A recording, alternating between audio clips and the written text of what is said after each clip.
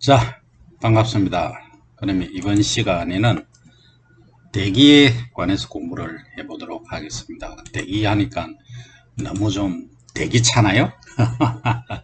자, 뭐냐 하면 공기 조성이죠. 그러니까 기본적으로 우리는 알고 있잖아요. 뭐냐, 질소가 N2 가스가 78%, 산소가 21%, 그 다음 CO2가 0.04% 그러니까 400 ppm 이다라는 것은 알고 있어요. 그죠? 그러면 실제 대기 중에 이산화탄소가 작물에 미치는 영향, 대기 중에 산소가 또 질소하고 어떤 관계에 놓여 있는가, 실제 구성은 어떤가, 그 바람은 또 어떤 영향을 미치는가, 지구온난화 문제는 없는가, 이 다양하게 우리가 공부를 해봐야 됩니다. 그죠? 그래서 일단 대기의 조성을 보면 지난 시간에도 몇 번 얘기를 했지만 질소가 산소가 알고니 이산화탄소가 네온 수소 헬륨이 이렇다 하는 이야기를 했죠. 그죠? 그 다음 크립톤 크세논 오존, 이 오존이 사실은 가장 중요해요. 이렇게 얘기하면 큰일 나죠. 가장 중요하다기보다는 다 중요한데 그 중에서 지구의 그 보호막으로서 가장 중요하다. 보호막이라고 하는 것은 이 오존이 이 지구에 있으면 이게 O3, O3, O3 다 바인딩 결합되어 있는 거죠. 그러면 태양에서 오는 여러 가지 강한 에너지, 가시광선 말고 이런 에너지들을 리프렉션 시킨다. 반사시켜줘요. 근데 이 오존이 제 역할을 못하면 이게 전부 이 투과가 돼서 지구상에 떨어지면 자외선이 엄청 강한 자외선이 예를 들어서 100 우리가 자외선 하면 340에서 430 나노메타 이렇게 이야기를 하는데 뭐 100이나 뭐 150 이런 애들이 와서 우리 피부에 닿으면 상당히 시리어스한 문제가 발생할 수 있다. 그죠? 그래서 이 오존층이 중요하다. 그런데 오존층을 유지하기 위해서는 어떻게 해야 될까? 그래서 대기 오염을 안 시켜야 된다는 게 핵심이잖아요. 그래서 사실은 우리가 비행기를 타지만 에어플레인 샀지만 할 말이 없네요. 상당히 이 대기 환경 보존에 심각한 문제를 유발한다. 그러면 앞으로 어떻게 가야 되겠느냐? 지구적으로 보면은 이 비행기 에너지를 전부 뭘로 해야 되느냐? 뭐 원자력 에너지로 바꾸든지 전기 에너지로 바꾸든지 해야 됩니다. 지금 이 가스를 넣어서는 이 가솔린이나 뭐 이런 걸 넣어서는 지금 심각합니다. 이걸 대책을 세우지 않으면 세계 전 인류의 종말은 멀지 않았다. 저는 그렇게 이야기를 합니다. 뭐 우리가 가볍게 얘기할 사항이 절대 아닙니다. 그래서 오존층 파괴의 주범은 공장이기도 하지만 그것보다 더한 것은 비행기도 크게 영향을 미치고 있다 하는 거죠. 그래서 우리는 미치고 있으니까 하지 마라 이렇게 이야기하는 것보다는 조금 더 성숙한 자세로 그러면 새로운 에너지원을 개발하자 하는 게 우리가 나아갈 길이 되겠죠. 그죠? 자, 그 다음 암모니아, 과산화수소도 이렇게 있습니다. 요오트, 라돈 이렇게 있죠. 그러면 하루에 CO2를 이 큰 교목입니다. 교목이 얼마나 흡수하느냐? 그래서 한 200kg 정도 흡수한다는 이야기를 했고 겨울철에는 이산화탄소 농도가 높죠. 왜 높느냐? 광합성을 전혀 안 하니까 높죠. 여름에는 광합성을 많이 하니까 CO2 농도가 낮죠. 그죠? 그 다음 굴락에 요 가까우면은 이산화탄소를 흡수를 하니까 농도가 낮고 그죠? 그 다음에 밤이 되면은 어떻습니까? 낮에는 낮죠. 그죠? 그러니까 밤 되면은 어떻습니까? 굴락 주변에 호흡을 하니까 농도가 높죠. 그죠? 이해가 됩니까? 자, 무슨 얘기냐면 이 굴락 이렇게 있는 굴락이라고 그죠? 여기 이제 캐노피에서 볼 때 이거하고 가까우면 가까울수록 낮에는 CO2 농도가 낮다는 거죠. 낮아집니다. 이쪽은 높고 이쪽은 높고 바깥쪽은. 그 왜 그러냐, 여기는 많이 소비를 하니까 그런 거죠. 그 다음에 밤이 되면은 오히려 이쪽에 CO2를 내보내요. 호흡에 의해서. 그러면 굴락이 높죠, 그죠? 이 바깥쪽 아웃사이드는 낮고 여기에 비해서 이 얘기입니다. 자, 그 다음 넘어가 보면 호흡작용에 있어서 CO2 농도가 이렇게 됐을 때 어떻게 작물이 영향을 미치는가를 했습니다. 그죠? 그러니까 5% 정도 되면은 CO2 농도가 발화 종자 호흡이 억제됩니다. 그 다음에 1, 20% 되면은 사과 저장 호흡이 즉시 이제 정지가 됩니다. 그죠? 그 다음에 이제 80%이 범위대로 가면은 호흡작용이 이제 정지가 된다. 이렇게 이해를 하시면 됩니다. 그러면 광합성은 지난 시간에 우리가 C3, C4 작물에서 살펴봤죠. 그죠? 주로 이제 C3 작물이 C4 작물에 비해서 광합성 효율이 낮습니다. 그 루비스코라는 애 때문에 그렇다 이야기를 했죠. 그죠? 그래서 요것도 여러분들이 이해를 하시고, 탄산 시비를 하면은 어떻다? 좋다. 뭐한테? 갇혀있는 식물한테는 좋다. 그러나 인류적으로 보면 그게 바깥으로 새어나가면 이게 온실이 있으면 여기 이제 CO2를 뿌려주는 거죠. 이렇게 뿌려주면 농도가 뭐 한 500ppm, 600ppm 이렇게 높아지는 거죠. CO2 농도가. 높아지면 작물은 광합성을 많이 하죠. 그러니까 우리 생육이 좋다. 하지만 이렇게 뿌려주지 않은 경우에는 여기 이제 CO2가 부족하는 현상이 되죠. 그러니까 대기 중에 400ppm보다 낮은 뭐 300이나 250ppm 되면은 광합성량이 적다. 그래서 환기를 자주 시켜줘라. 이렇게 하다가 지금은 어디까지 갔느냐? 이산화탄소를 인위적으로 넣어주는 것까지 갔죠. 아주 바이오매스, 그러니까 작물 생육에는 좋는데 결국은 대기 오염을, 대기의 이산화탄소를 높이는 주범이 되고 있다. 그래서 이것도 사용하지 마라라는 이야기도 있을 수 있지만, 그거보다 조금 더 업그레이드 된 것은 이 탄산 시비를 하면 딱 정확하게 거기에 맞춤형으로 시비를 하는 거죠. 그러면 여기 A 작물이 있고 B 작물이 있으면 딱 여기가 얘들이 빛이 흡수할 수 있게끔 딱 하는 거죠. 그러니까 햇빛도 쫙 주사가 되면서, 그러니까 광 투과성이 좋아야 이 광합성량도 증가하니까 요거부터 해서 완벽히 소비를 하고 바깥으로 못 나가도록 해줘야 됩니다. 그러면 사람이 일을 한다면 호흡장애가 일어나겠죠. 이런저런 문제들이 많이 함께 일어날 수 있다. 그래서 쉽게 간과하지 마라 하는 이야기를 제가 말씀을 드립니다. 그 다음에 이산화탄소 시용의 최적 범위는 과연 뭐냐 하는 이야기를 했죠. 그죠? 그러니까 최적 범위 보면 대기 중에 400ppm인데 그거보다 이상 되는 거가 광합성을 증가시킨다는 이야기는 했죠. 그죠? 그런데 토마토, 멜론, 딸기는 500에서 800, 그 다음에 오이, 피망까지, 강낭콩 800에서 1500, 과체류, 건체류, 그 다음에 엽체류는 이렇더라 하는 거죠. 그러니까 건체류가 더 높은 정도를 맥시멈으로 뭐 높게 유기를 하지만 엽체류, 소위 잎채소, 베지터블 쪽이 이렇게 한 2000ppm 내외로 더라는 이야기를 할 수 있다. 그죠? 그러면 이산화탄소 농도에 관여하는 과연 요인이 뭐냐 하는 거죠. 그 요인들은 여러분들이 이걸 보면서 한번 생각을 해 보시기 바랍니다. 생각하는 시간을 한 2분 드릴게요.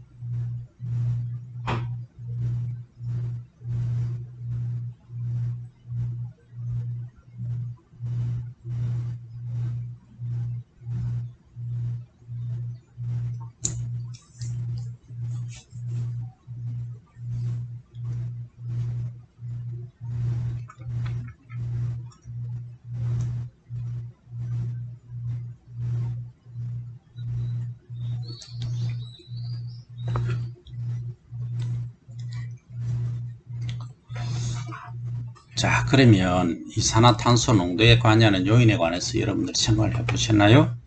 그래서 앞에 다 우리가 사실은 공부를 했어요. 그죠?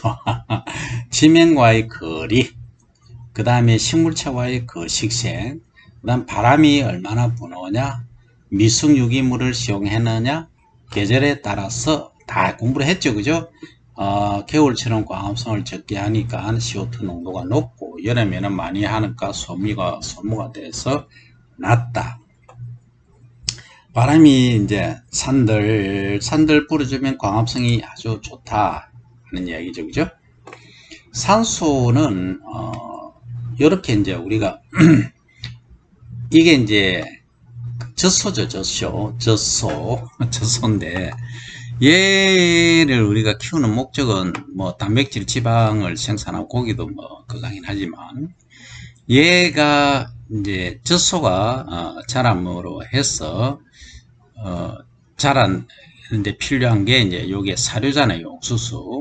옥수수인데 네, 옥수수를 주로 이제 먹는다. 그러면 요거는 이제 어디서 왔느냐? 종자에서 와서 이렇게 양분과 수분을 먹고 햇빛을 자라서 광합성을 해서 결국은 젖소가 먹는다. 젖소는 자라고, 그 다음에 여기가 이제 동오줌을 배출을 하잖아요. 등하고 유린을 배출을 하면 이것이 하나의 이제 비료가 되는 거죠. 그러면 여기 이제 다른 목초나 또 뭐 잡초도 자랄 수 있겠죠.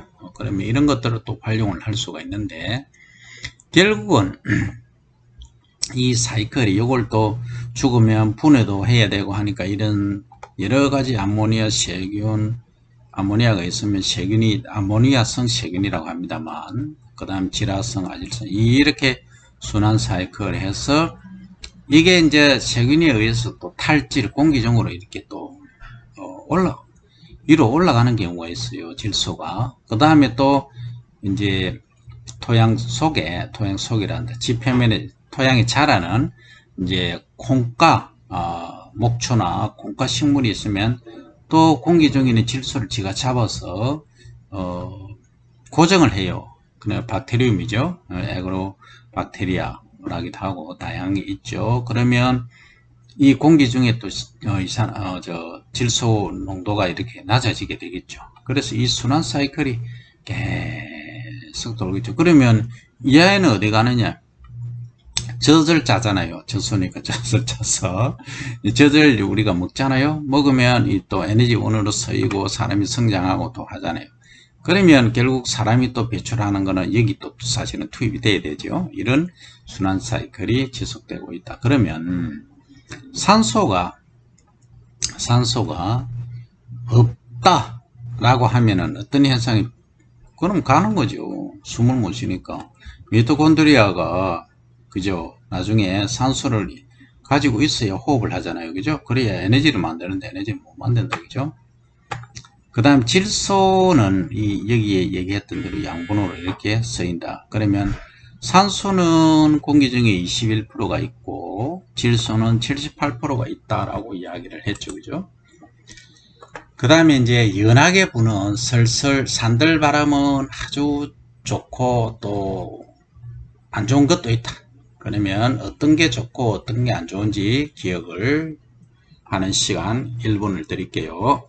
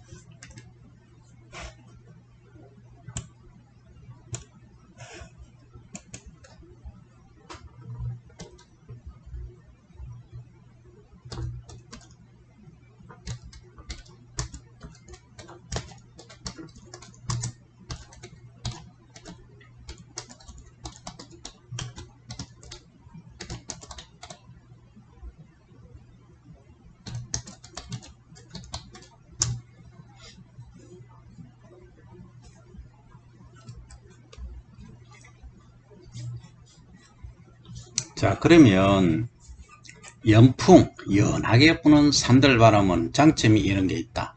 단점은 또 이런 게 있다 하는 거죠. 자, 여러분들 기억을 하셨죠? 그럼 넘어갑니다. 그 다음 풍해. 근데 바람인 윈드는 윈드인데 이 핵에 데미지를 주는 그 윈드 데미지인 경우가 있다는 거죠. 요것도 크게 이제 두 가지로 나눌 수 있다, 그죠? 그러면 직접적인 기계적 장애, 얘는 바람이 아주 스트롱하게 부는 경우고 그렇겠죠. 그 다음에 이제 직접적인 생리적 장애가 또 있을 수 있죠. 기계적 장애는 부러뜨린다거나 뭐 이런 거죠, 그죠?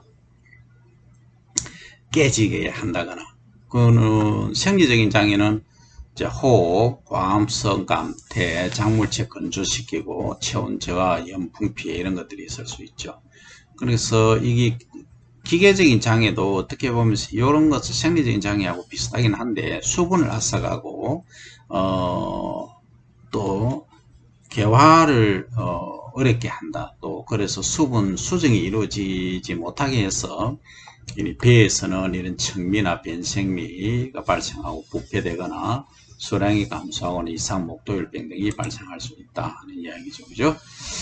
그 다음에 이제 지구 온난화에 대해서 여러분들 한번 생각해 보시기 바랍니다. 과연 온난화가 뭐냐 하는 거죠. 무엇 때문에 일어나는가? 온난화. 자, 지금부터 2분간 여러분들 요약을 한번 해 보시기 바라요.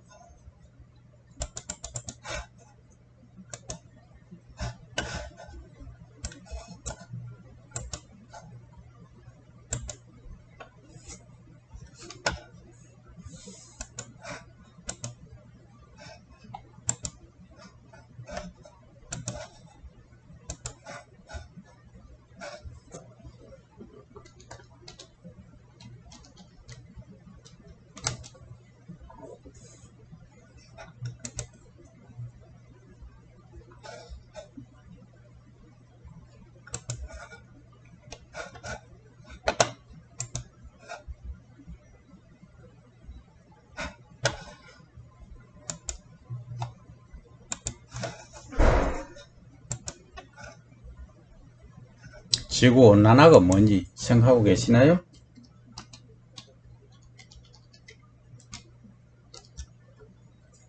지구온난화는 데워지는 거죠. 뭐에 의해서? 그러면 어떤 문제가 발생할까? 또 어떨까? 하는 이런 종합적인 것들을 여러분들이 꼭 기억을 해 보시기 바랍니다.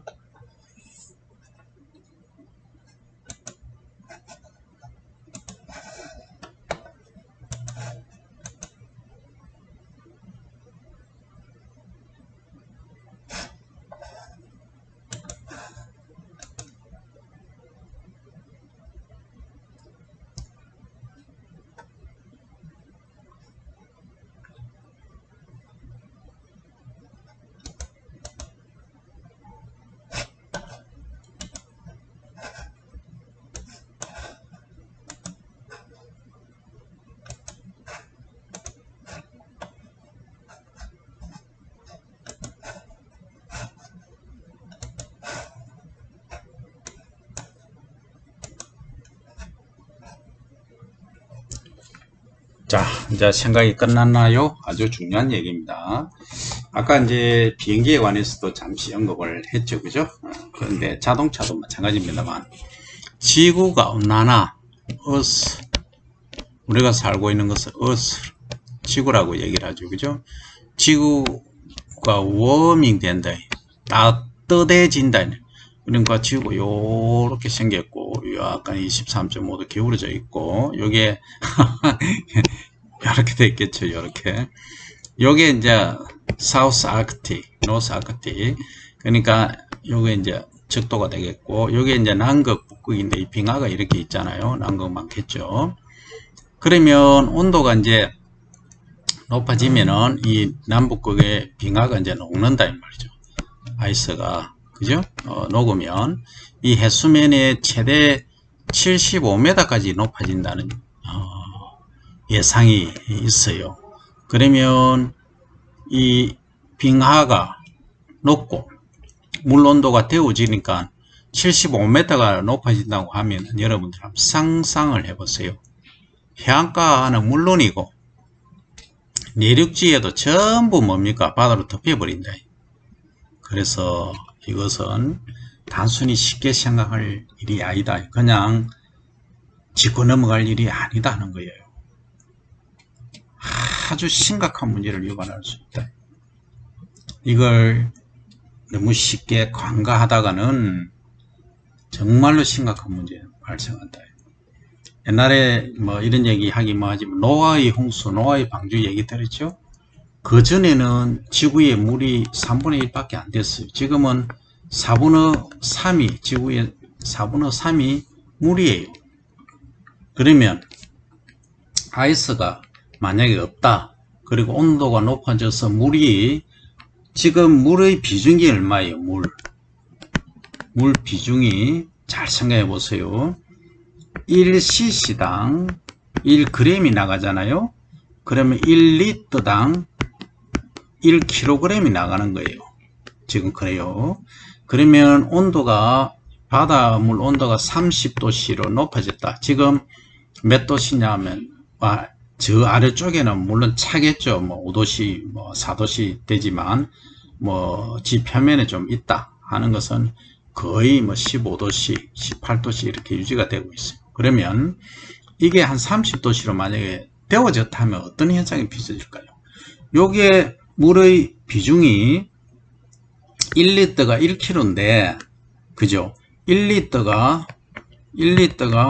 0.5kg 정도, 절반으로 줄었다. 그러면 어떻게 되는 겁니까? 부피가 너무 많이 차지해서 위로 확 들려올. 이러면은 해수면이 더 높아집니다. 이것은 간단히 생각할 문제가 아니에요.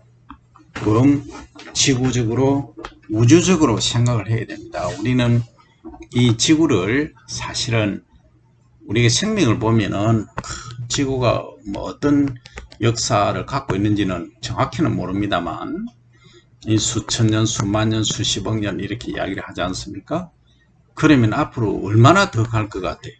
이렇게 지구 바깥쪽에 오존층이 파괴되고 CO2가 증가해서 지구가 온난화된다면, 이런 문제를 꼭 한번 생각하는 것이 아니고, 이런 쪽의 연구를 우리가 개인적으로 하기는 힘들지만 국가기관의 여러분들이 입사를 한다거나 했을 때는 생각해 봐야 된다. 그래서 이 부분은 꼭 우리가 이 지구를 빌려서 살고 있는 사람, 임대해 있잖아요. 우리 돈 내고 임대합니까? 공짜로 쓰잖아요. 공짜로 임대해 살고 있으면 이걸 지켜줘야 될 의무도 있다 하는 겁니다. 그죠?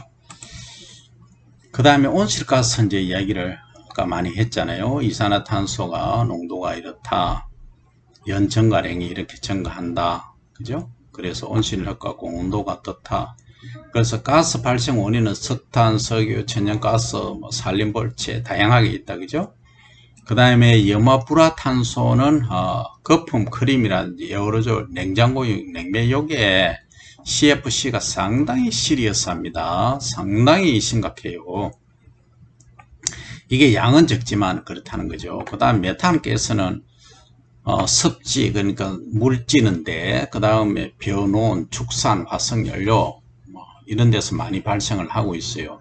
그럼 이것을 줄일 수 있는 획기적인 뭔가 연구를 하면 뭐 사이언스나 네이처지에 논문 실는 게 중요한 게 아니고 지구를 살리는 역할을 할 수 있다. 다 마찬가지예요. 그 다음에 아산화질소 NO3죠. 그죠? 이런 경우는 화석연료라든지 비료, 산림벌채로서 많이 나타난다는 거죠.